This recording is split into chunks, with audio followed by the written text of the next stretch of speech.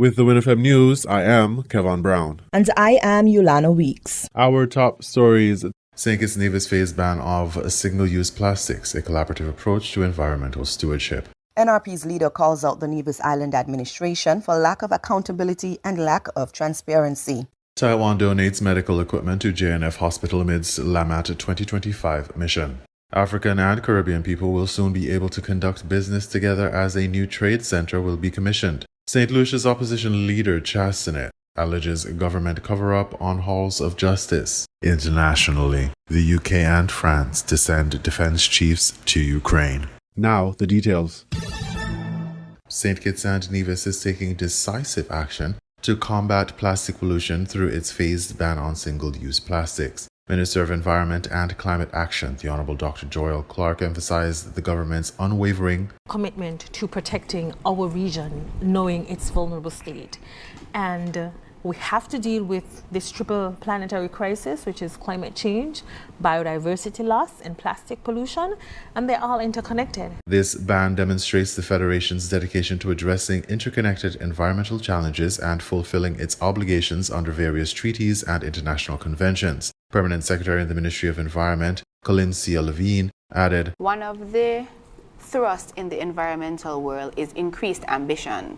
And as the Minister said, we are party to a number of treaties and international conventions, and we have to do our part." The Ministry of Environment is committed to constituent empowerment and bringing the people along in this transition. The ban is not merely a technical exercise, but a means of taking it into the homes of people where you're changing your behavior towards ones that will foster environmental stewardship. Dr. Clark highlighted the importance of behavioral change. How can you be a sustainable destination and you dump your garbage at the Independence Square, which is in the heart of town, which is a central meeting point for many of our cruise passengers? That's what we should ask ourselves.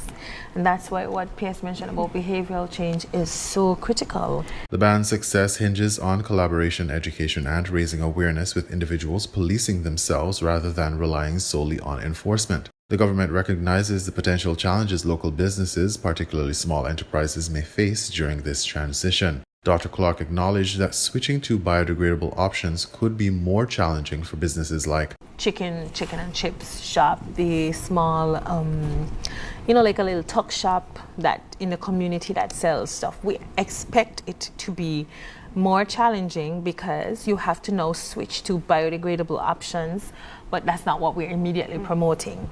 To mitigate these challenges, the government intends to provide tax incentives to importers of biodegradable and paper-based alternatives following a model implemented across the Caribbean. While the ban deadlines will not be extended, the Ministry of Environment remains open to addressing concerns and facilitating a smooth transition for all stakeholders. The phased ban on single-use plastics represents a significant step towards St. Kitts and Nevis becoming a sustainable island state. By fostering behavioral change, supporting local businesses, and promoting environmental stewardship, the Federation aims to create a cleaner, healthier, and more resilient future for future generations. The government's commitment to this cause is evident in its collaborative approach, willingness to address concerns, and unwavering dedication to protecting the natural environment. As Levine aptly stated, "It's a demonstration and an indication to the international world that we are serious about walking the walk."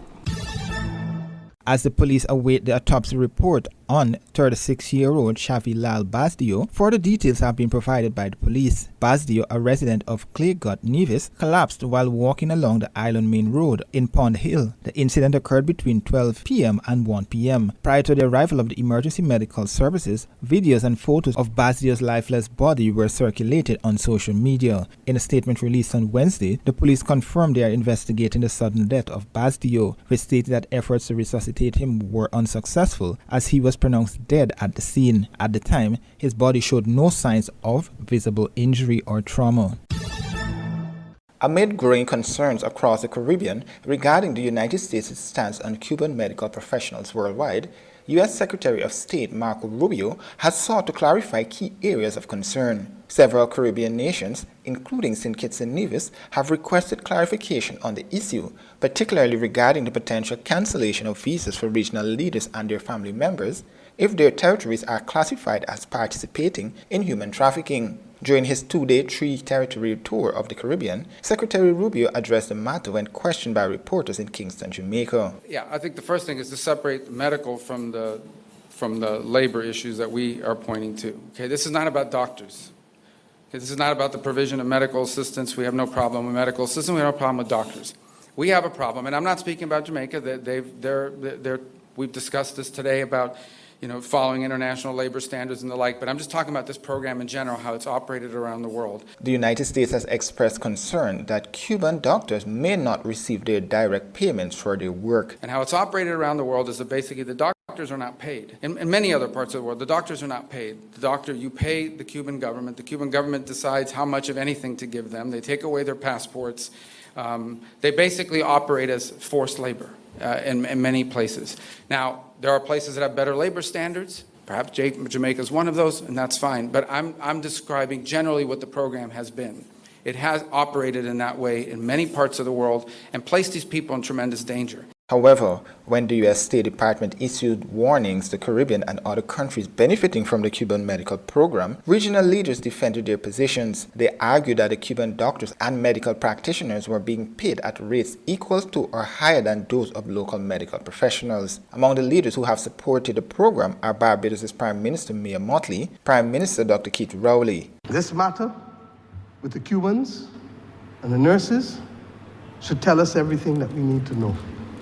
Barbados does not currently have Cuban medical staff or Cuban nurses, but I will be the first to go to the line and to tell you that we could not get through the pandemic without the Cuban nurses. I will also be the first to tell you that we paid them the same thing that we pay Bajans, and that the notion, as was peddled not just by this government in the US, but the previous government, that we were involved in human trafficking by engaging with the Cuban nurses was fully repudiated and rejected by us.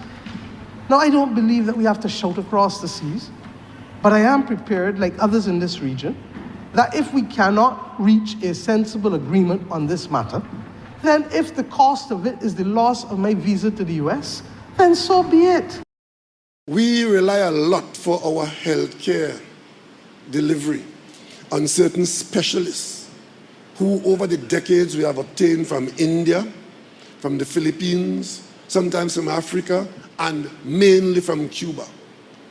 Out of the blue now we are being called human traffickers because we hire technical people who we pay top dollar equal to local rates, but we are now being accused of taking part in the program where people are being exploited.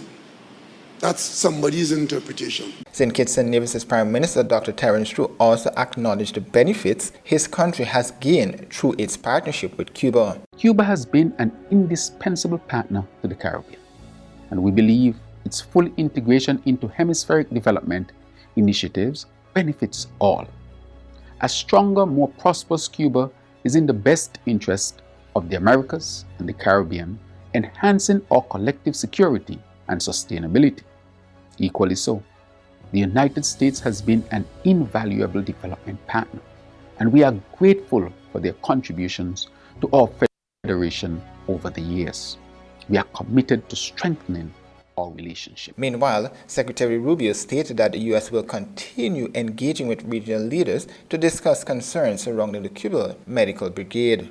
And so I think we can all agree that the trafficking in labor, be they doctors or farm workers, is not something that we would want to be supportive of, and we find that to be an egregious practice on the part of the Cuban regime. Now, every country operates their program differently, and obviously because of our relationship with Jamaica, we're going to engage with them on that and talk about it further and have a better understanding. Perhaps none of this applies in the way it's handled here, but generally that's the problem with the program. It's not that they're Cuban doctors. It's that the regime does not pay these doctors, takes away their passports, and basically it is, in many ways, forced labor. And that we cannot be in support of. Again, not speaking about here in particular, but in general about the program.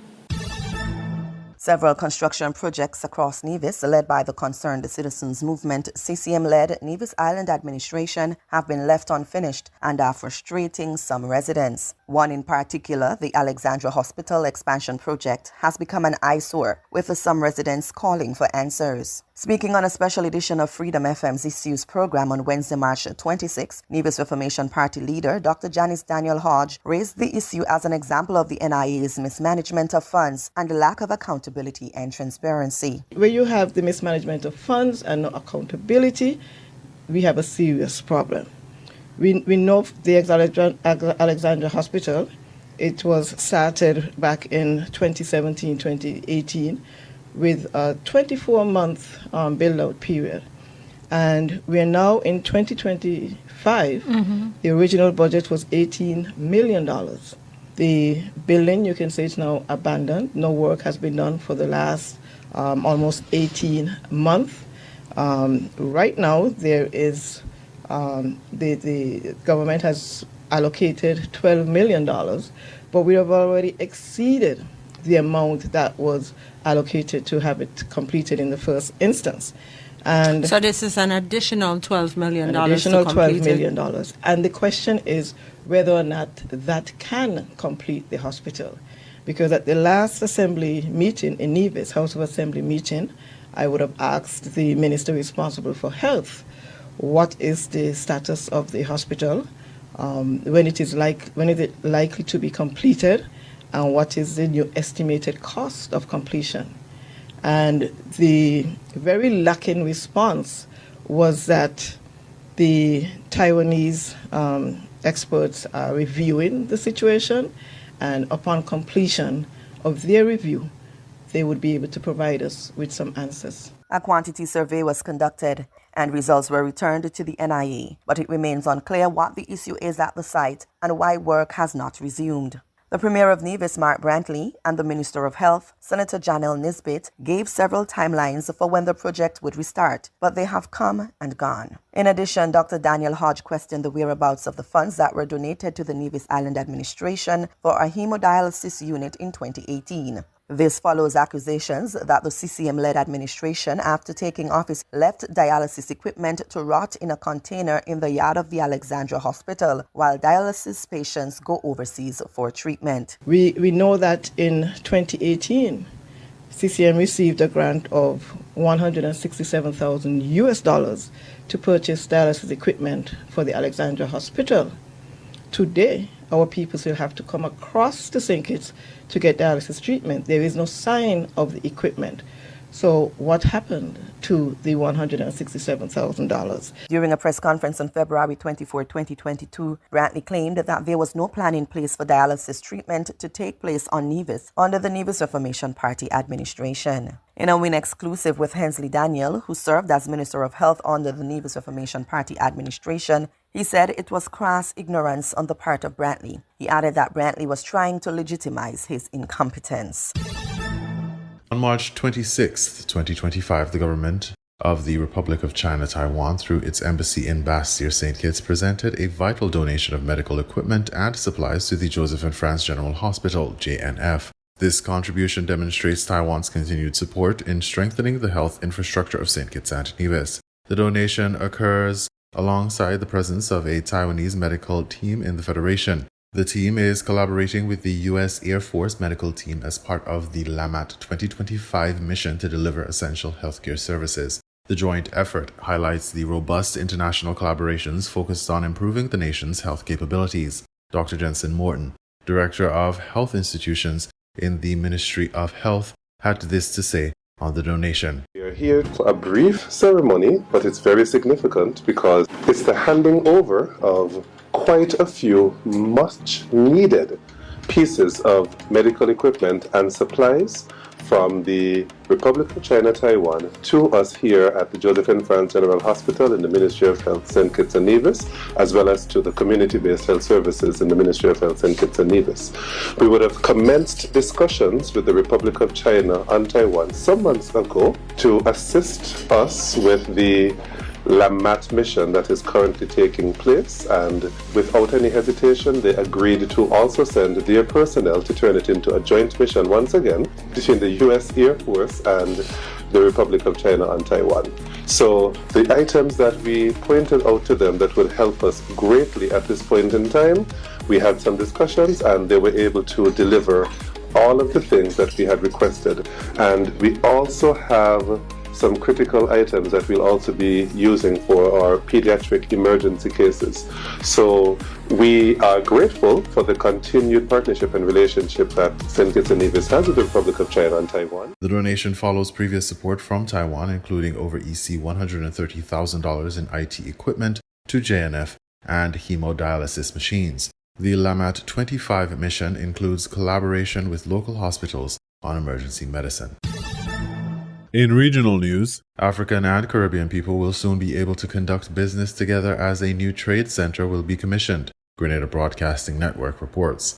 Prime Minister Deacon Mitchell was one of the witnesses at the groundbreaking ceremony of the Afreximbank African Trade Center in Bridgetown, Barbados, alongside Prime Minister of Barbados and CARICOM Chair Mia Amour-Motley and His Excellency Professor Benedict Orama, President and Chairman of the Board of Directors of Afreximbank. Once completed, the center will serve as a hub for trade facilitation, investment promotion, and economic development, fostering business opportunities between African and Caribbean nations.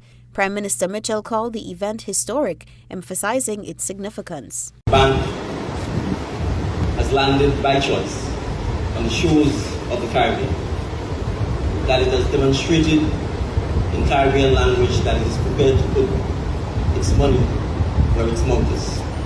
And today's groundbreaking ceremony is testimony of that fact. And so on behalf of the government and people of Grenada, on behalf of the wider OECS region,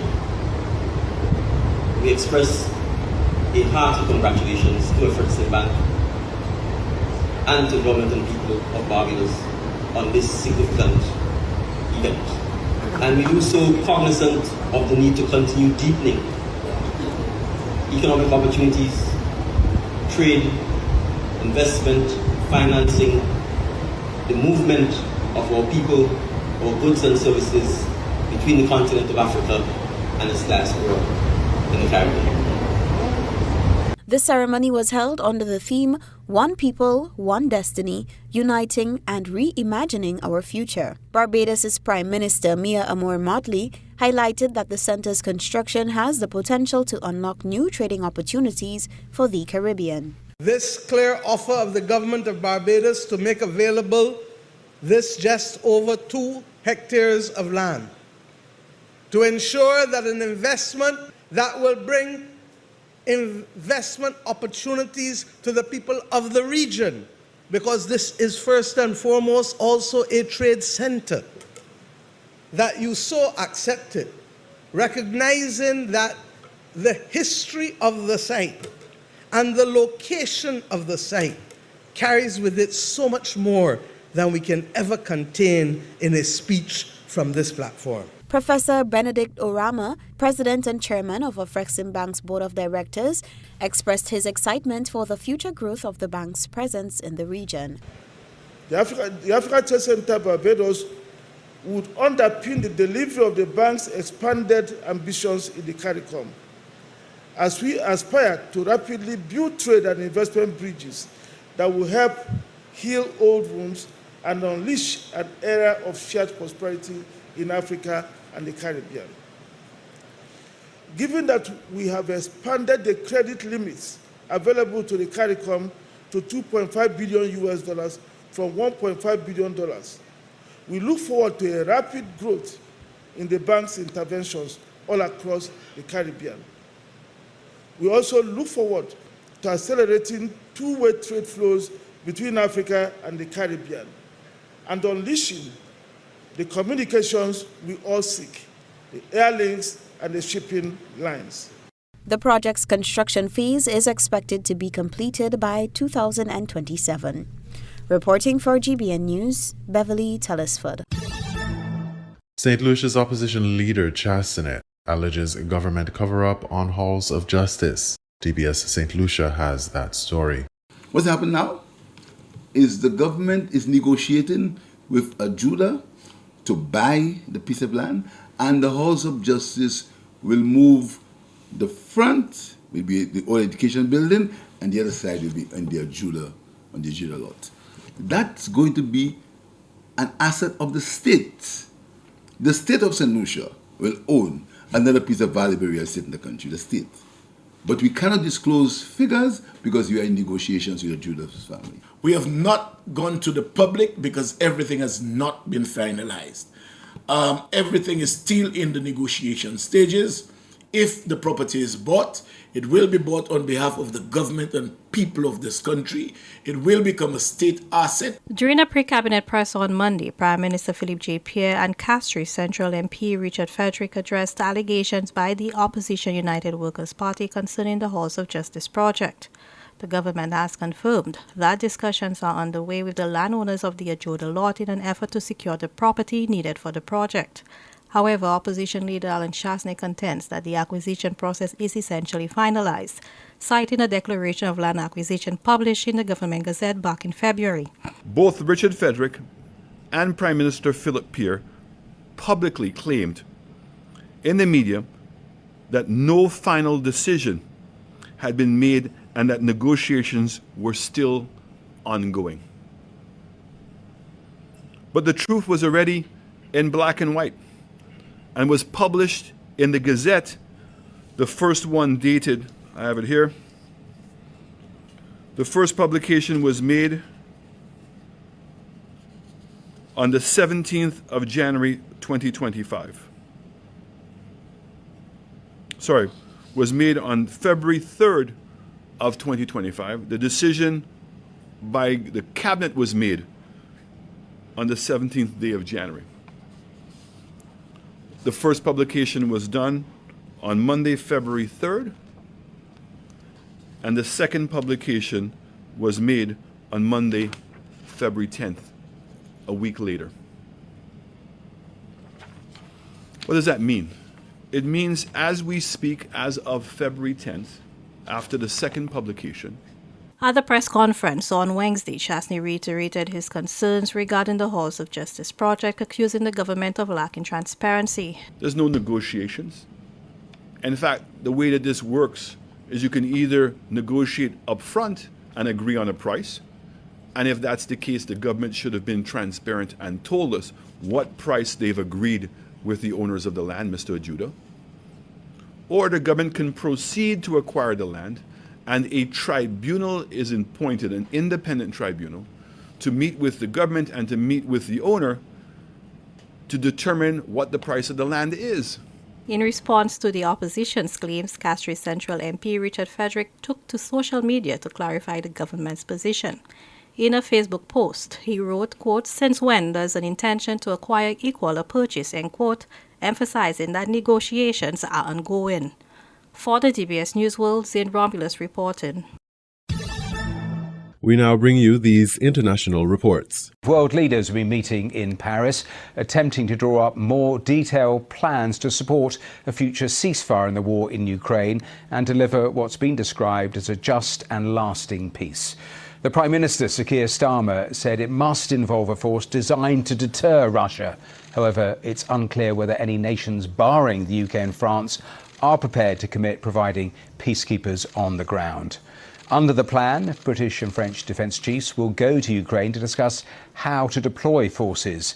President Macron pressed on what would happen if America decided not to contribute to the so-called coalition of the willing, said Europe would hope for the best and prepare for the worst. Well, Sir Keir says leaders discussed further sanctions against Russia. Ukraine's President Zelensky, who's there at that summit, restated his belief that Russia does not want any kind of peace, a sentiment echoed by many of the leaders at today's talks. Undoubtedly, America is important, very important. And the decisions that America can demonstrate today can influence, can impact in real terms the end of the war and Putin's desire to do that, because he doesn't want it really. And he really wants to divide Europe and America. And that's exactly what Putin wants. It's Putin who wants it, and his Kremlin machinery has been working on it for more than 1 year, dividing, weakening Europe, dividing the European Union, dividing the United States of America, dividing the United States from within in terms of support for Ukraine, or not supporting Ukraine. And therefore, that's his wish. We want America to be stronger. Well, that was President Zelensky earlier. We heard from the Prime Minister, Sir Keir Starmer, who said progress towards peace needed to be speeded up. Russia is playing games, that Putin is back to his old playbook, and therefore the pressure needs to go on to Russia to get more seriously to the negotiating table and to have a framework or a deadline, if you like, for responding to what the Ukrainians have already put on the table and what the US is seeking to achieve in their initiative. So I think there's got to be a framework around that. Obviously, we'll discuss that with allies and with the US, but also, and this was a very strong resolve across the room, that now is not the time for pulling back or weakening on sanctions. On the contrary, now is the time for increasing sanctions on Russia to get them to the table to these negotiations to the hope of a ceasefire and a lasting and secure ceasefire that preserves the security and sovereignty of Ukraine.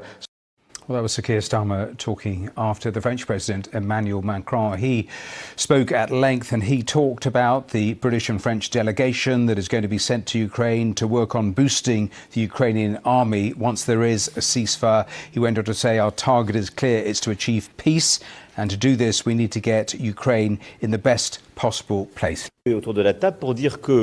Everyone around the table agreed that, number one, European members were much more united than before. They were more courageous, they were more determined, and more committed to defending the safety of Europeans on the continent.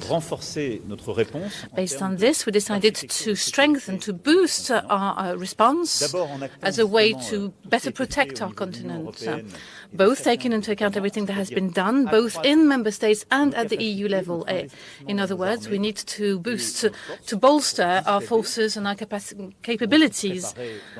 In the defence industry, we also need to better prepare for the peace on the continent. We need to strengthen the cooperation between our defence industries and our armies in order to better work together.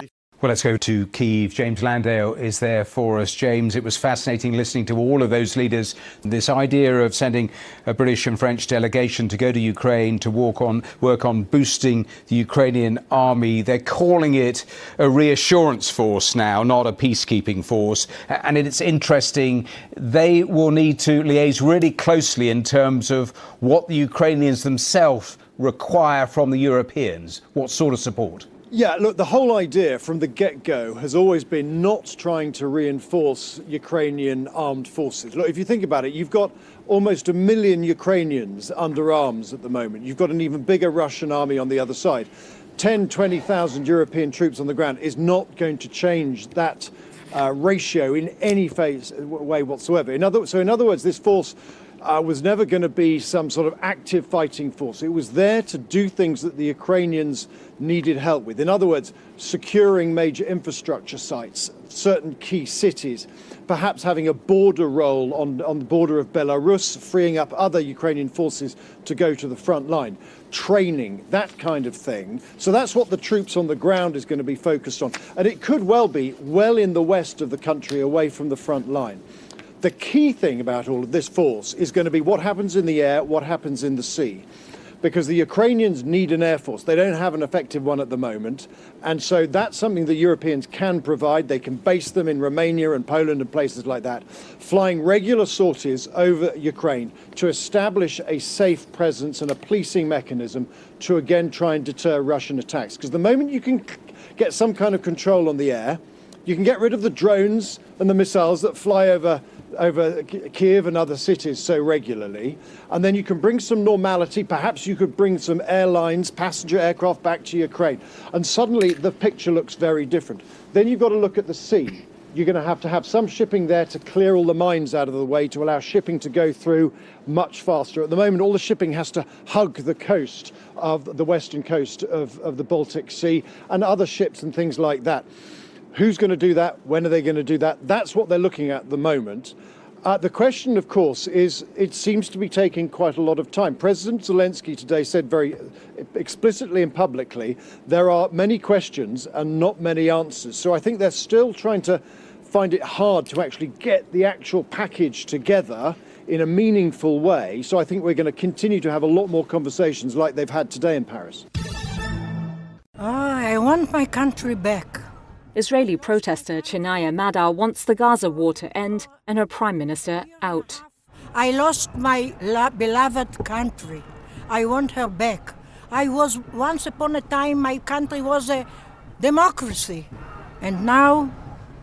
The 78-year-old retired educator travelled from her home in southern Israel recently to join mass rallies against Benjamin Netanyahu in Jerusalem. 2 of Madar's grandchildren are now in military deployment in Gaza. We have hostages in Gaza. We have a war in Gaza. My grandchildren are in Gaza, soldiers. I want all them back. Madar says she's taken part in anti-government protests over the past 8 years since claims of fraud emerged against Netanyahu. He was officially indicted in 2019 and a corruption trial is still ongoing. Netanyahu has called the accusations politically motivated. He's moved to fire the head of the Shin Bet Domestic Intelligence Service and the Attorney General. Opponents are accusing him of undermining institutions that underpin Israel's democracy. Netanyahu, our prime minister for the last 15 years, is not anymore a Democrat. He wants Israel to be a dictatura. We can't allow this. We can't. It's dangerous. I want my country back. I want the democratic. Netanyahu is kaput. We want him out. Since the war erupted following Hamas's deadly attack on October 7, 2023, daily protests in Tel Aviv and Jerusalem have turned more angry. The demonstrations became blended with calls for a ceasefire deal to return the hostages and an end to the war. Madar says the rallies feel different these days. Never in my life I remember such a protest. It's something else. It is something else. People are coming with the whole of the heart. All the things are going out from the heart. It's a very important moment now. To be or not to be. World car makers reacted with shock to blanket US tariffs on vehicle imports. Shares tumbled in Seoul, Tokyo, and later Frankfurt, where German brands popular in the United States like Mercedes, Porsche and Volkswagen took an especially hard knock. It's very hard to put the implications in numbers. But what we do know is that the European car manufacturing sector is already in a weak state. The numbers are not looking too good. But what is clear is that it's going to hurt. Reaction has been swift and global, some choosing their words with care. Canada's new Prime Minister less so. President Trump announced 25% tariffs against our auto industry. And this is a direct attack, to be clear, a direct attack. We will defend our workers. We will defend our companies. We will defend our country. And we will defend it together. Few will doubt that retaliation could spark a trade war, so Japan's Prime Minister was looking for another way out. We are one of the biggest investors in the United States. In fact, we are number one. When we consider this, is it right that all countries are treated the same? Brazil's President Lula, meanwhile, warned of wider consequences. I'm concerned because at the heart of it, free trade is being undermined. I'm concerned that multilateralism is being defeated, and I'm worried because the US president is not the sheriff of the world. He is simply the president of the United States. And China, arguably the real target of vehicle tariffs, said there would be no winners. There are no winners in trade wars and tariff wars, and no country's development and prosperity are achieved by imposing tariffs. Beijing is not traditionally allied with many of these countries, but from Asia to Europe and Latin America, all are joined now in the eye of Donald Trump's tariff storm. Jonah Hull, Al Jazeera. The United States has paused contributions to the World Trade Organization, 3 trade sources told Reuters. This comes as U.S. President Donald Trump's administration ramps up efforts to cut government spending. It is also retreating from global groups such as the World Health Organization that the administration sees at odds with its America First agenda. A U.S. delegate told a March 4th WTO budget meeting that its payments to the 2024 and 2025 budgets were on hold, pending a review, according to two sources. A third trade source said the WTO was coming up with a Plan B in case of a prolonged funding pause. The WTO has already been hobbled by a U.S. move in 2019 during Trump's first term to block new judge appointments to its top appeals court. This left its key dispute settlement system only partly functional. Washington had accused the WTO appellate body of judicial overreach in trade disputes. You were listening to the WINN FM 98.9 newscast. Our top stories were St. Kitts Nevis phase ban of single-use plastics, a collaborative approach to environmental stewardship. NRP's leader calls out the Nevis Island administration for lack of accountability and lack of transparency. Taiwan donates medical equipment to JNF Hospital amidst LAMAT 2025 mission. African and Caribbean people will soon be able to conduct business together as a new trade center will be commissioned. St. Lucia's opposition leader Chastanet alleges government cover-up on halls of justice. Internationally, the UK and France to send defense chiefs to Ukraine. Thank you for listening.